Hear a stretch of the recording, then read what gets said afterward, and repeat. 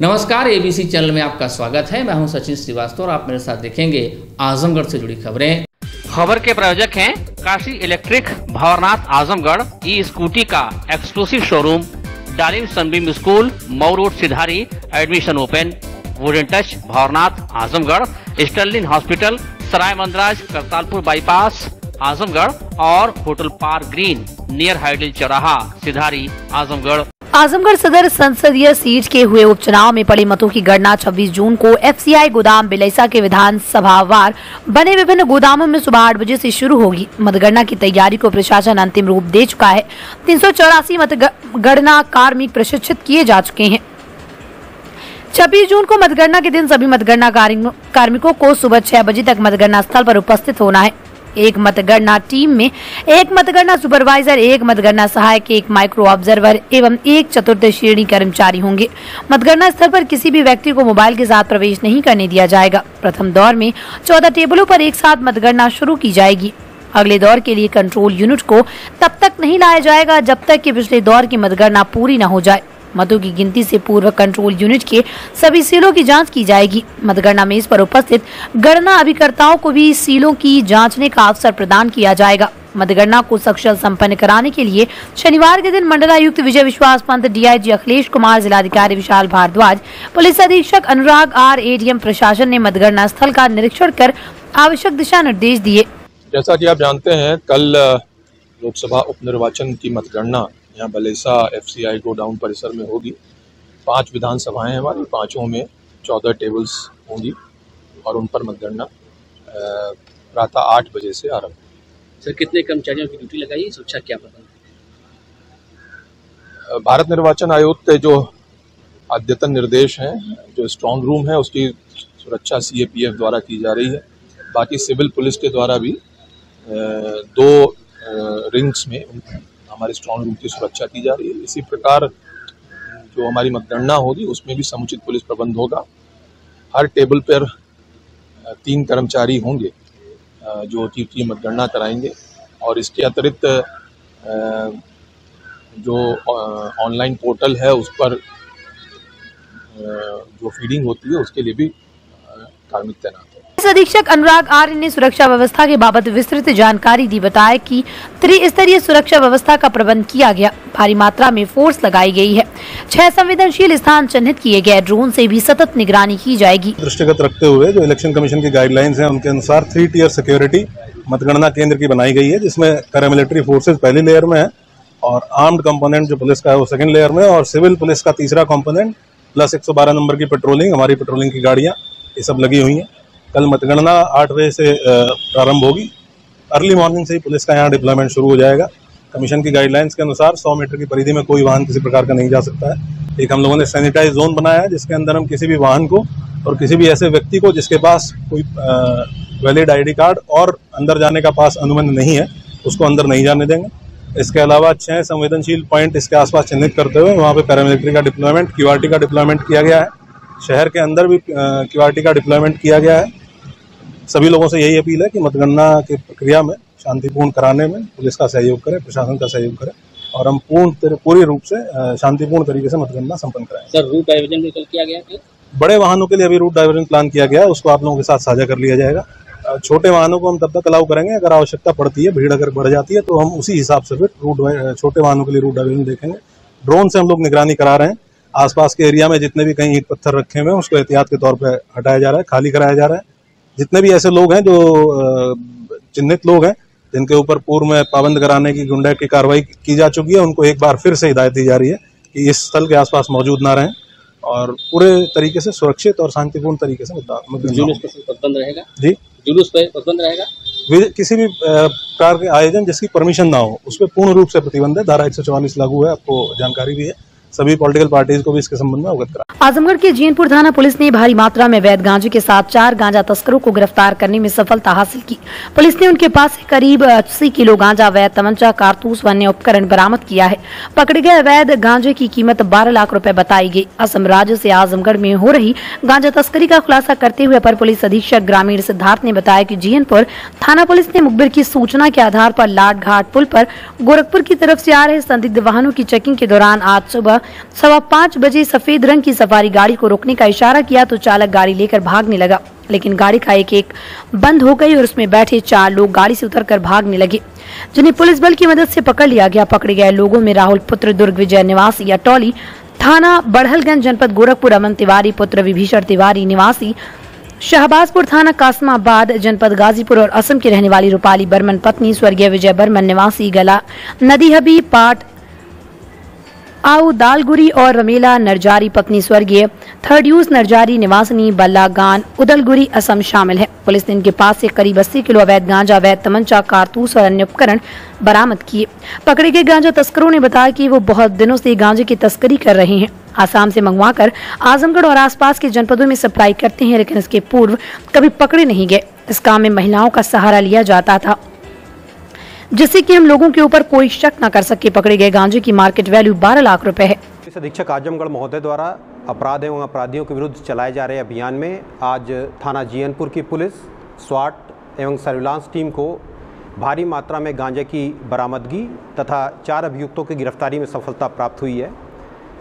कार्रवाई कुछ इस प्रकार हुई थी कि पुलिस को कतिपय सूत्रों से सूचना प्राप्त हुई कि गोरखपुर साइड से गांजा जनपद आजमगढ़ में आ रहा है।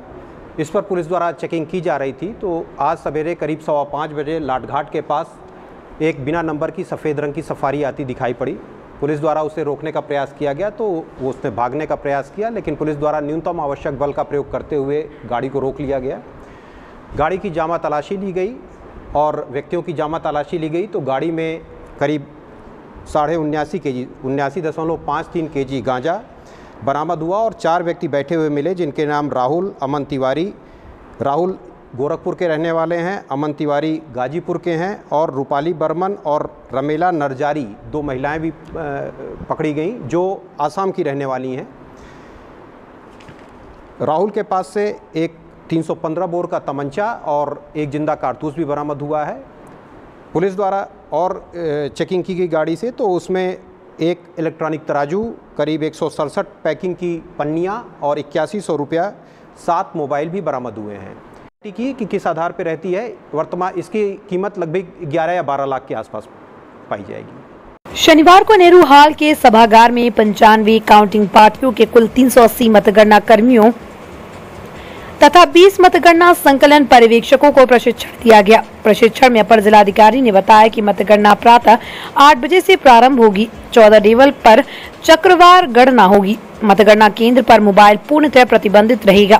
तारीख की जो मतगणना है, मतगणना की जो है जो मतगणना सहायक मतगणना कर्मी हैं वो एक सेंट्रल गवर्नमेंट का जो कर्मचारी है उनको ट्रेनिंग दी जा रही है कि मतगणना निष्पक्ष ढंग से कैसे कराई जाएगी।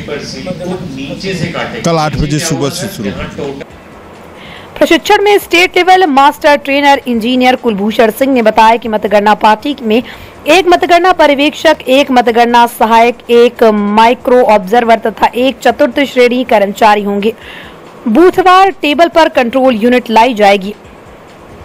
सबसे पहले कंट्रोल यूनिट के कैरिंग केस के ऊपर लगे एड्रेस ट्रैक को चेक करके ये देखना है कि ये उसी बूथ की मशीन है जिसकी गणना होनी है। कंट्रोल यूनिट पर लगे pink paper seal, green paper seal, address tag check करना है तथा काउंटिंग एजेंट को भी सभी सेल ठीक है दिखाना है। तत्पश्चात चाकू से ग्रीन पेपर सील काटने के पश्चात रिजल्ट सेक्शन के एड्रेस टैग को काटकर बड़ी खिड़की खोलकर स्पेशल टैग सील चेक करके कंट्रोल यूनिट को ऑन करेंगे तथा छोटी खिड़की पर रिजल्ट सेक्शन के ऊपर हरे अंडाकार कागज के सील को फाड़ते हुए उंगली से रिजल्ट बटन दबाएंगे। प्रत्याशी वार वोट 17C भाग 2 पर नोट किया जाएगा। ग्रीन पेपर सील काट लिया, जब हो गया है काटने के बाद बड़ी वाली विंडो रिजल्ट सेक्शन, फिर एड्रेस टैग जो प्रिजाइडिंग ऑफिसर ने लगा रखा है।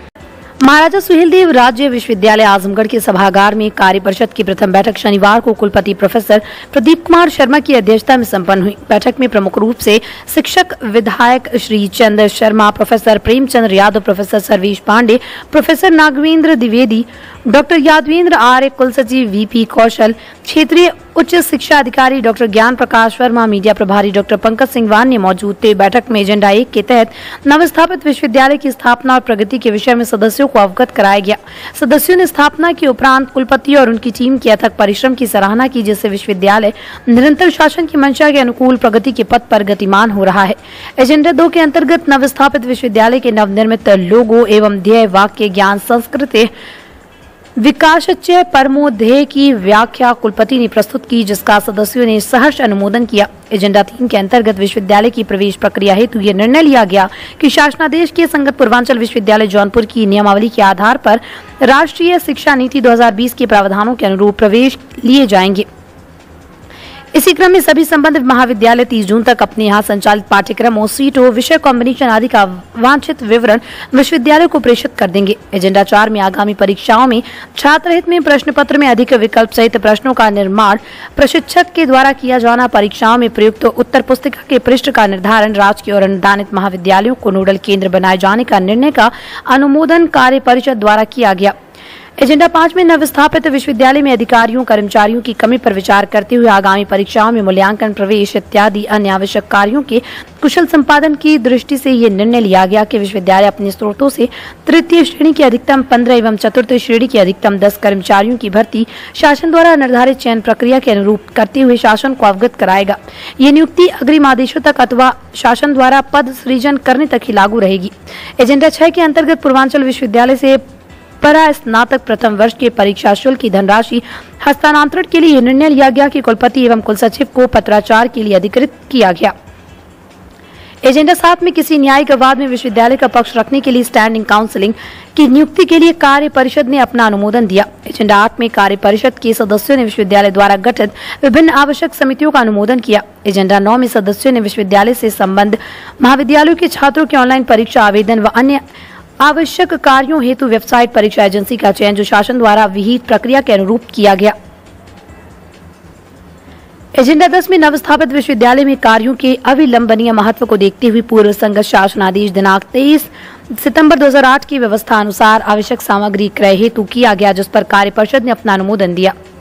विद्युत चोरी को रोकने के लिए सैयद अब्बास रिजवी अधीक्षण अभियंता विद्युत वितरण मंडल द्वितीय आजमगढ़ के निर्देशन में शनिवार को प्रातः 7 बजे से विद्युत वितरण खंड चतुर्थ फूलपुर आजमगढ़ के अंतर्गत ग्राम सजनी पोस्ट सुखीपुर अहरौली में पुलिस प्रवर्तन दल आजमगढ़ एवं विद्युत विभाग की टीम द्वारा सघन जांच अभियान चलाया गया। मौके पर 18 लोगों को विद्युत चोरी करते पकड़े जाने पर उन पर मुकदमा पंजीकृत कराया गया। 9 अदद कनेक्शनों का भार बढ़ाया गया। मौके पर 5 अदद अनमीटर्ड कनेक्शनों पर मीटर लगाए गए। कुल 65 कनेक्शनों की चेकिंग की गई, जिसमें 56 उपभोक्ताओं के कनेक्शन बकाये पर काटे गए। मौके पर बकायेदार उपभोक्ताओं से लगभग 1 लाख की वसूली की गई।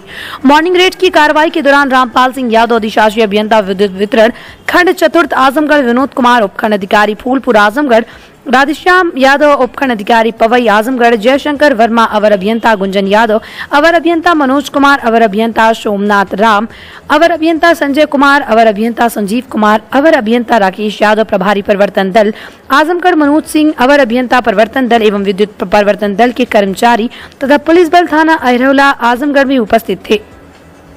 यह अभियान लगातार चलता रहेगा। उपभोक्ताओं से अनुरोध है कि विद्युत चोरी से बचे विद्युत कनेक्शन के लिए किसी भी जन सेवा केंद्र पर आवेदन कर विद्युत कनेक्शन प्राप्त कर सकते हैं। पुराने संयोजन पर यदि मीटर नहीं लगा है, तुरंत मीटर लगवा लें, जिसका कोई शुल्क देय नहीं है।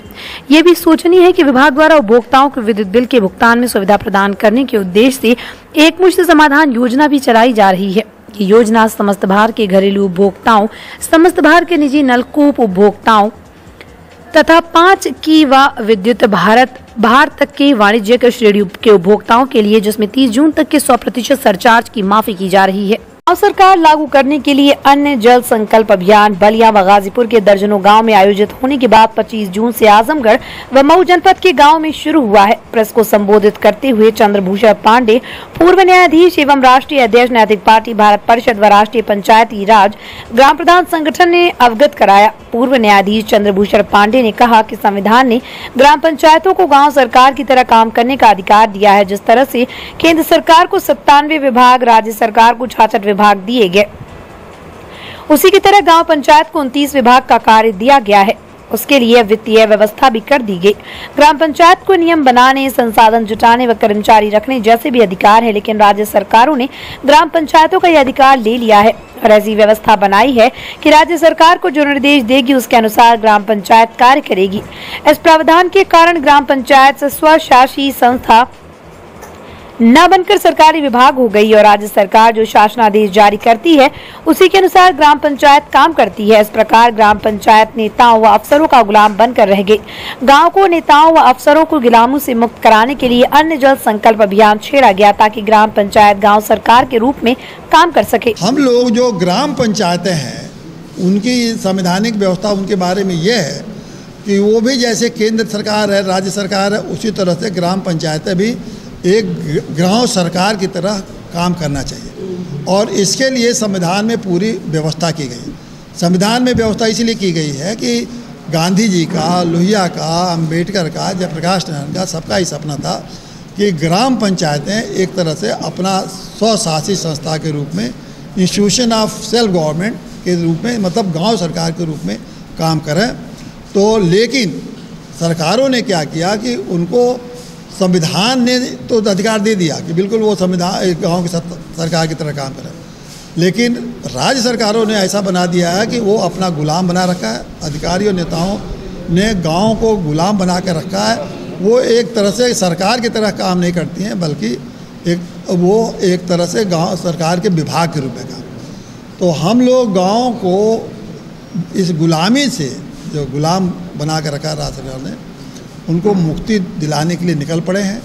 ये ग्राम पंचायतें राज्य सरकार और केंद्र सरकार, ये नेताओं और अधिकारियों के गुलामी से मुक्त हों, अपनी व्यवस्था जो संविधान ने उनको पूरा अधिकार दिया उसका पूरा इस्तेमाल करके अपनी सभी व्यवस्थाएं चलाएं।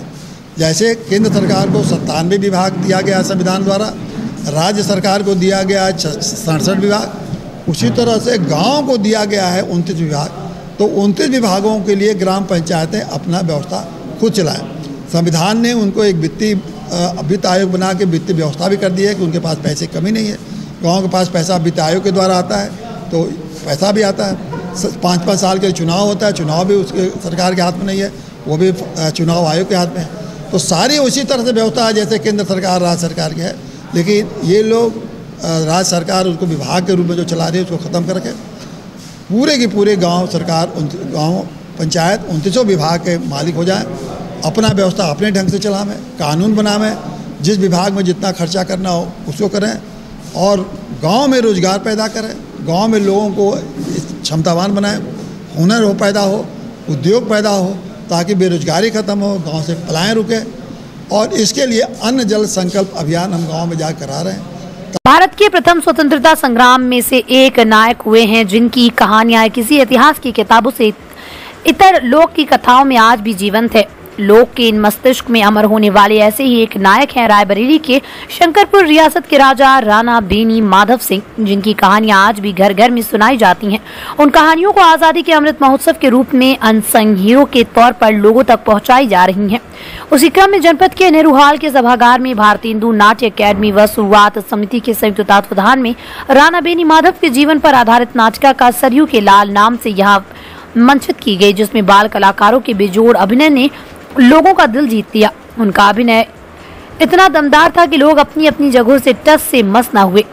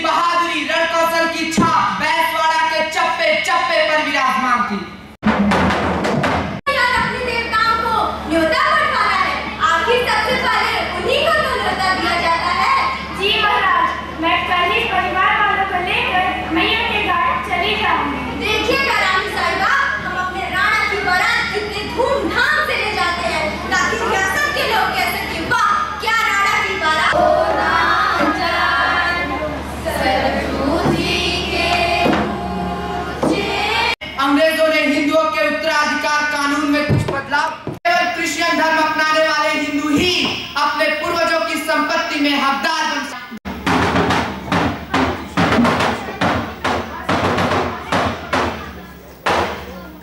को बर्दाश्त नहीं करेंगे।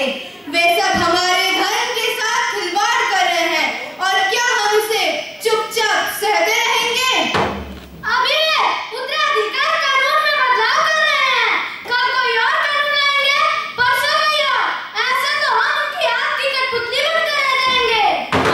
साहब, आप ठीक कह रहे हैं। उन्होंने नवाब वाजिद अली साहब को निर्वासित कर दिया और अब भूमि बंटो कसम है मुझे सलीम भैया की। अंग्रेज सरकार की संज्ञा का मतलब मैं बस चलूंगा। 1857 की क्रांति के नायक राणा बेनी माधव सिंह शंकरपुर तालुके के तालुकेदार थे। इनके युद्ध कौशल से अंग्रेजी हुकूमत की नींदें उड़ गई। वीरता के कारण ही तालुकेदारों और जमींदारों ने अंग्रेजों के खिलाफ युद्ध की योजना बनाई और उसका नेतृत्व राणा को सौंपा गया था। उनकी यश गाथा में आज भी अवध माँ राणा भयो मर्दाना लोकगीत प्रचलित है। राणा बेनी माधव सिंह ने अंग्रेजों के खिलाफ कई युद्ध किए, लेकिन उनमें सेमरी का गोरिल्ला युद्ध मिसाल है। कार्यक्रम के मुख्य अतिथि रहे भारतीय हिंदू नाट्य अकादमी के निदेशक प्रोफेसर दिनेश खन्ना और अपर मुख्य अधिकारी जिला पंचायत ए.के. सिंह ने बच्चों के दमदार अभिनय की सराहना की। नाटक के प्रभावशाली मंचन के लिए उन्हें बधाई दी। जो भारतीय नाट्य अकादमी की ओर से लखनऊ में और प्रदेश भर में जो बाल कार्यशालाएं चल रही हैं, उसमें जो प्रस्तुतियां तैयार हो रही हैं आज़ादी के अमृत महोत्सव पर, खासतौर से जो इस बार की थीम है वह है अनसंग हीरोज़, अकीर्तिक नायक। अकीर्तिक नायकों पर नाटक तैयार किए जा रहे हैं। खासतौर से उत्तर प्रदेश के जो अकीर्तिक नायक हैं, जैसे बनारस के, आजमगढ़ के, बहराइच के, गोरखपुर का, मथुरा का, इन सब गाँव पर जो नाटक तैयार हुए हैं। इसके अलावा लखनऊ में जो नाटक तैयार हुए हैं, 6 नाटक तैयार लखनऊ में हुए और 6 नाटक लखनऊ से बाहर तैयार हुए हैं। तो ये 12 नाटकों की जो कार्यशाला चली है अकीर्तिक नायकों पर, इसकी अब प्रस्तुतियाँ शुरू हुई हैं। इसकी पहली प्रस्तुति आज आजमगढ़ में हो रही है, सरयू के लाल राणा बेनी माधव के जीवन पर। तो अभी हाल ही में प्रस्तुति हुई है, बहुत प्रभावशाली मंचन रहा है, बच्चों ने बहुत प्रभावशाली मंचन किया है। और कल गोरखपुर में जो नाटक हो रहा है उसका नाम है बिस्मिल, दर्पण गोरखपुर की ओर से हो रहा है। परसों बनारस में हो रहा है पूर्वांचल के नायक, और फिर बहराइच में है मिला तेज से तेज, और फिर मथुरा में है। इस तरह से ये नाटक हैं और फिर लखनऊ में है। तो ये जो है ये एक बहुत ही महत्वपूर्ण कार्यक्रम है। इसी के साथ साथ 30 तारीख से लेकर 6 तारीख तक भारतीय नाट्य अकादमी के परिसर में 6 नाटकों का एक साथ फेस्टिवल है। तो एक तरह से बच्चों के साथ उत्तर प्रदेश में शुरू होने वाला ये बड़ा आयोजन है। इसमें उत्तर प्रदेश संस्कृति विभाग, पर्यटन विभाग, खासतौर से प्रमुख सचिव आदरणीय मुकेश मेश्राम जी का विशेष योगदान है। भारतीय नाट्य अकादमी की ओर से ये हो रहा है और आपकी प्रेरणा से हम लोग ये जो कर रहे हैं, मुझे इसमें ऐसा लग रहा है कि सभी नाटक बहुत प्रभावशाली बनेंगे और इसमें लगभग 1500 के आसपास बच्चों ने भाग लिया है, सारे फेस्टिवल मिला दे तो मैं समझता हूँ कि आज़ादी के इस अमृत महोत्सव पर ये फेस्टिवल होना, खासतौर से बच्चों के माध्यम से होना, एक सार्थक प्रयास है। आज़ादी के अमृत महोत्सव के अवसर पर भारतीय नाटक अकादमी द्वारा जो ये चलाया जा रहा है कार्यक्रम, तो उसमें जो इस संस्था द्वारा जो राणा बेनी माधव के ऊपर जो ये दिखाई गई, इस पे ये दिखाता है कि हमारे पूर्वजों ने इस देश को आज़ाद कराने में किस तरह से कितने संघर्ष किए। उसके बाद ये संघर्ष के बाद हमको आज़ादी प्राप्त हुई। तो हम लोगों को उसे सीख लेना चाहिए और उसी के साथ के अनुसार कार्रवाई करना। बच्चे जो है, जो बच्चों ने प्रयोग किया, जो उन्होंने प्रदर्शन किया, बहुत ही अच्छा रहा। बहुत ही तन्मयता से, बिना किसी उसके झिझक के ऐसा प्रस्तुतिकरण बहुत कम देखने को मिलता है। वाराणसी आजमगढ़ राष्ट्रीय राजमार्ग पर तेज रफ्तार ट्रक ने कार में टक्कर मार दी। जबरदस्त हादसे में कार सवार 2 युवकों की मौके पर ही मौत हो गई। गंभीर रूप से घायल 3 लोगों को जिला अस्पताल में भर्ती कराया गया, जिनमें एक की हालत गंभीर बताई गई है। गंभीरपुर पुलिस रात में ही घायलों को अस्पताल पहुंचाने के बाद हादसे की वजह जानने में जुट गई। बिंद्रा बाजार निवासी आलोकनाथ के जीजा दीपक कुमार की ओबरा में त्रयोदशाह कार्यक्रम था। आलोक की स्वजन के अलावा उनके पिता के दोस्त कुदई यादव वजीरमलपुर का परिवार 2 कार से ओबरा गया था। शुक्रवार की रात दोनों परिवार के लोग घर लौट रहे थे। गोमाजी के पास सामने से आ रहे ट्रक ने कार में जोरदार टक्कर मार दी। कार में सवार आलोकनाथ, उनके पड़ोसी रामवृक्ष प्रजापति के बेटे उमेश प्रजापति की मौके पर ही मौत हो गई, जबकि अंकित सिंह निवासी रानीपुर रजमो पहलेपुर कोदई यादव लेखपाल उनकी बेटी दीपशिखा यादव गंभीर रूप से घायल हो गई। चालक ट्रक लेकर हादसे के बाद भाग निकला। पुलिस ने हादसे का केस दर्ज कर लिया है। पूर्व मंत्री कृष्ण मुरारी विश्वकर्मा जिला अस्पताल पहुंच घायलों का हाल जानने के बाद स्वजन से मिल उनको ढाढ़स बंधाया। ओबरा से दोनों कार एक साथ चली थी। दूसरी कार रात में 2 बजे बिंद्रा बाजार पहुंच गई। स्वजन एक कार का कुछ देर इंतजार किए, लेकिन विलंब होने से अनहोनी की आशंका मन में गहराने लगी। मां निर्मला देवी ने बेटे आलोक के मोबाइल पर फोन किया तो डायल 112 की पुलिस ने कार एक्सीडेंट की जानकारी दी। मां बदहवास हुई, तभी 2 मरने की भी जानकारी मिल गई। इसके बाद तो पूरे परिवार में कोहराम मच गया। आलोक की पत्नी अंतिमा भी अचेत पड़ गई। Sterling hospital Sarai Mandraj Kartarpur bypass Azamgarh doctor A.K. Tripathi sugar, BP, thyroid, gastrology, हृदय रोग, गुर्दा रोग, मानसिक रोग, न्यूरो रोग विशेषज्ञ। डॉक्टर सोनल पाटिल स्त्री प्रसूति एवं बाजपन रोग विशेषज्ञ। Doctor D.K. पटेल दमा, टीबी, COPD, खांसी में खून आना, फेफड़े में पानी मवाद, निमोनिया, स्टोफीलिया, खर्राटे आना, फेफड़े का कैंसर। सुविधाएं ICU, ECG, pathology, private ward, general ward, सुसज्जित ऑपरेशन थिएटर। इमरजेंसी सेवा 24 घंटे उपलब्ध। Wooden touch Bhanwarnath Azamgarh, a complete hardware store. हमारे यहाँ branded plywood, flush door, designer door, PVC door, 4 mica, fancy hardware, kitchen की चिमनी एवं मॉड्यूलर किचन की exclusive range उपलब्ध। अपने आशियाने में लगाइए 4 चांद, पहुंचिए wooden touch Bhanwarnath Azamgarh. Hotel park green hydel चौराहा सिधारी आजमगढ़। स्वच्छ और आरामदायक AC and non AC rooms, 24 hour room service, north Indian, south Indian, Chinese, Italian, veg and non veg लजीज और जायकेदार व्यंजन उचित रेट पर उपलब्ध। शादी, विवाह, engagement, marriage anniversary, birthday party के लिए लार्ज बैंक्वेट हॉल, मीटिंग और सेमिनार के लिए कॉन्फ्रेंस हॉल। आपकी खुशियों में लगाए 4 चांद। होटल पार्क ग्रीन हाइडल चौराहा सिधारी आजमगढ़।